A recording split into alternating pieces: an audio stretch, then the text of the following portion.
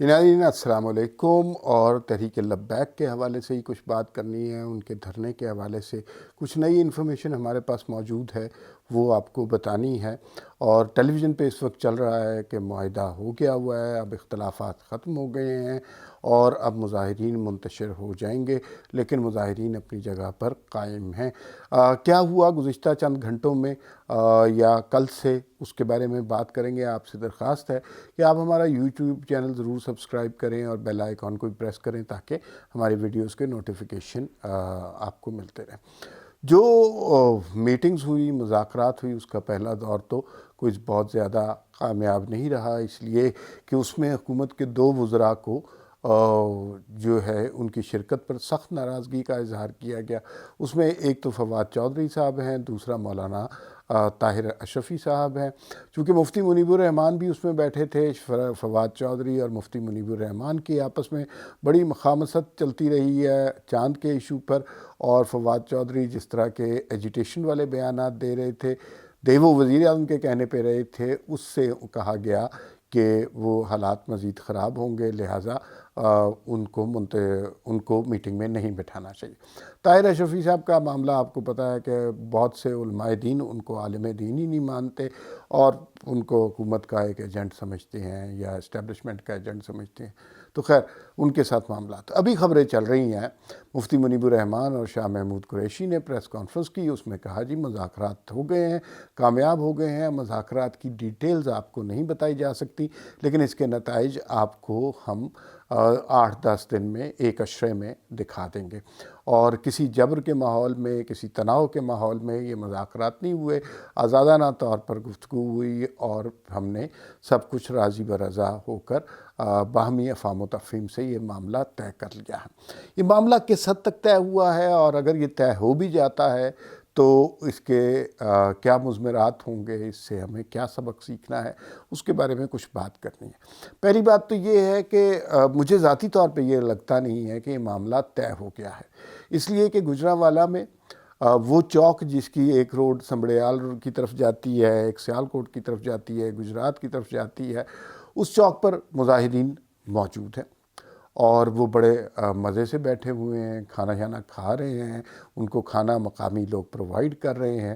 اس کے علاوہ ان کے پاس رہنے کا چٹائیاں وغیرہ، بستر، یہ سارے انتظامات ہیں۔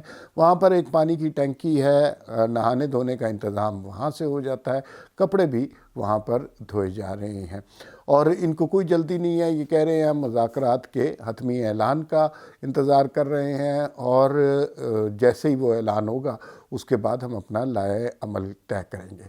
اور وہ لائحہ عمل کے انتظار میں ابھی ان میں سے بہت سارے مظاہرین جو ہیں وہ گجرانوالہ کی بازاروں میں شاپنگ کر رہے ہیں، وقت گزار رہے ہیں۔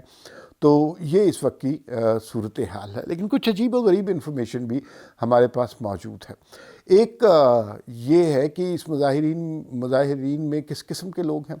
یہ زیادہ تر جو ہمارا مین پنجاب ہے، جس میں لاہور سے اسلام آباد تک کی پٹی ہے، اس طرح کے لوگ نہیں ہیں۔ یہ ساؤتھ پنجاب کے یا سرائکی بیلٹ کے لوگ زیادہ تر لگتے ہیں، جو ان سے ملے ہیں لوگ وہ یہ بتاتے ہیں۔ دوسرا یہ کہ یہ بہت پڑھا لکھا طبقہ نہیں ہے، تھوڑا سا اکھڑ مزاج طبقہ ہے، اور کوئی بہت زیادہ شہروں میں رہنے والے لوگ نہیں دکھائی دے رہے۔ ایک اور عجیب و غریب اطلاع ملی کہ 29 تاریخ کو پولیس نے یہ کام کیا کہ جتنے سی سی ٹی وی فوٹیج والے کیمرے تھے وہ کیمرے اتروا دیے گئے، اور جو کمپنیاں ان سی سی ٹی وی فوٹیج کو ریکارڈ کرتی تھیں ان کو بھی ریکارڈنگ سے منع کر دیا گیا۔ یہ بہت ہی عجیب بات ہے کہ ایسے موقعوں پر اگر مظاہرین مشتعل ہو جائیں تو پھر آپ کو وہ سی سی ٹی وی فوٹیج چاہیے ہوتی ہے، لیکن 29 تاریخ کو یہ سی سی ٹی وی فوٹیج کا سلسلہ منقطع کر دیا گیا، کیمرے اتروا دیے گئے یا ان کے کنیکشن بند کر دیے گئے۔ ایک اور بڑا واقعہ ہوا آج گجرانوالہ میں، ہے تو چھوٹا سا واقعہ لیکن اس کے اثرات بہت زیادہ ہو سکتے ہیں اور آپ خود سمجھ سکتے ہیں۔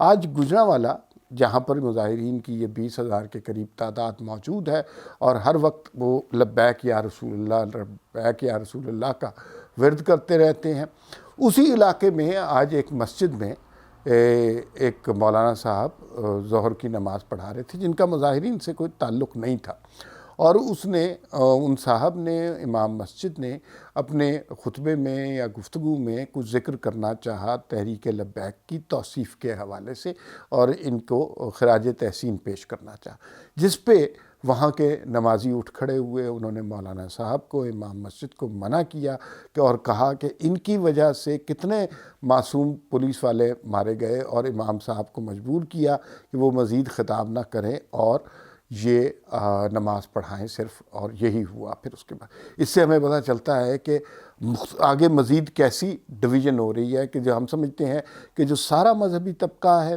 جو مسجدوں میں جا کے نماز پڑھتا ہے، جو عقیدت رکھتا ہے، وہ سارا ان کے ساتھ ہے. تو یہ بات غلط ہے. کچھ لوگ ان کے جو پولیس کے ساتھ تشدد ہوا اس کو غلط بھی سمجھتے ہیں.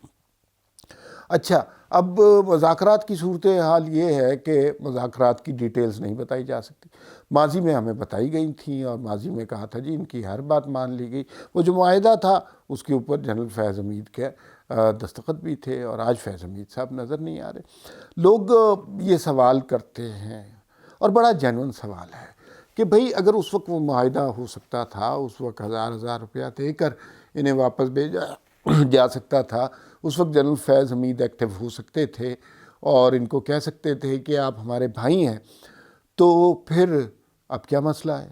اس کا مطلب ہے کہ ان کو بھیجا جا سکتا ہے مگر آپ بھیج نہیں رہے، تو پھر کوئی نہ کوئی دشواری درمیان میں ہے. ان کو بھیجنا چاہیں تو بھیج سکتے ہیں. اس کا مطلب ہے یہ اختلاف، یہ اناد خود کھڑا کیا ہوا ہے. دوسری بات یہ ہے کہ اگر فرض کیجئے مذاکرات کامیاب ہو گئے، جیسا ٹی وی پہ چل رہا ہے، یہ لوگ ڈسپرس ہو گئے، تو کیا ہم نے ایک ان کا پروفائل بہت بڑا نہیں کر دیا کہ تحریک لبیک کا دھرنا نکلا اور اس کے بعد آرمی چیف بھی بیٹھے ہوئے ہیں، ڈی جی آئی صاحب بھی بیٹھے ہیں، عمران خان بھی بیٹھے ہیں، وزیر داخلہ بھی بیٹھے ہیں، وزیر اطلاعات بھی بیٹھے ہیں، اور سارے بیٹھ کر بات کر رہے ہیں کہ ان کو ڈسپرس کس طرح کرنا ہے. جو فواد چودھری صاحب بات کر رہے تھے کہ یہ کالعدم دہشت گرد تنظیم ہے، ان کا سیاسی طور پر کوئی مستقبل نہیں ہے، کیا ان کو سیاسی طور پر بین کیا جائے گا یا ان کو مستقبل میں سیاسی مقاصد کے لیے استعمال کیا جائے گا؟ یہ وہ صورتحال ہے جو بڑی کنفیوزنگ ہے. اب اگر یہ لوگ ڈسپرس نہیں ہوتے تو کیا طاقت کا استعمال کیا جائے گا؟ حکومت کی ریٹ کو بحال کرنے کے لیے کچھ لوگ میدان عمل میں آئیں گے. تیسری بات یہ ہے کہ اگر یہ ڈسپرس ہو جاتے ہیں تو اس وقت جو نقصان پہنچ چکا ہے، گجرانوالہ میں کوئی 5-7 دن سے نہ انٹرنیٹ ہے، نہ فون چل رہے ہیں، نہ کچھ، سڑکیں بند ہیں، کاروبار معطل ہیں. جہلم سے آج ایک دوست کا لینڈ لائن پہ فون آیا، انہوں نے کہا جی 5 دن ہو گئے ہم نے انٹرنیٹ کی شکل نہیں دیکھی، سارے انٹرنیٹ کنیکشن بند ہیں. اور یہ موجودہ دور کی کہانی ہے، 2021 کی کہانی ہے، اور اس کے اندر سڑکیں بند ہیں، ہر جگہ کنٹینر لگے ہوئے ہیں. میں ابھی اسلام آباد گیا تھا، اور اسلام آباد سے میں نے دیکھا کہ یہ جو مین روڈ ہے، ہائی وے روڈ، اس کے اوپر بھی جو ہے سارے کنٹینر سائڈ پہ ابھی تک رکھے ہوئے ہیں، ہٹائے نہیں گئے تاکہ کسی ایمرجنسی سچویشن میں ان کو دوبارہ وہاں پہ رکھا جا سکتا ہے. جو اس ساری صورتحال سے نتیجہ نکلتا ہے کہ ہم نے ایک ایسا گروپ تشکیل دے دیا ہے جو جب چاہے پوری مملکت کے کاروبار کو ملتوی کر سکتا ہے، معطل کر سکتا ہے، تمام تر افعال حکومت کے بند کر سکتا ہے، پورے سوسائٹی کو بلیک میل کر سکتا ہے، پورا ملک ہاسٹیج ہو سکتا ہے. اور جس نام پہ یہ کر رہے ہیں وہ کسی کی جرت نہیں ہے کہ اس نام کے بارے میں کوئی اختلاف یا اعتراض کا تو کوئی سوچ ہی نہیں سکتا. تو نعرہ ان کے پاس بہت طاقتور ہے، حکومت کے پاس بھی حکومت کے ریٹ کا نعرہ بہت ہے، لیکن مجھے یوں لگتا ہے کہ حکومت نے ان کے سامنے گھٹنے ٹیک دیے ہیں. اس گھٹنے ٹیکنے، اور ماضی میں بھی ٹیکے ہیں. اگر ہم قاضی فائز عیسیٰ کے فیض آباد دھرنے والے فیصلے پر عمل کرتے تو آج صورتحال بہت مختلف ہوتی، آج پاکستان بہت محفوظ ملک ہوتا.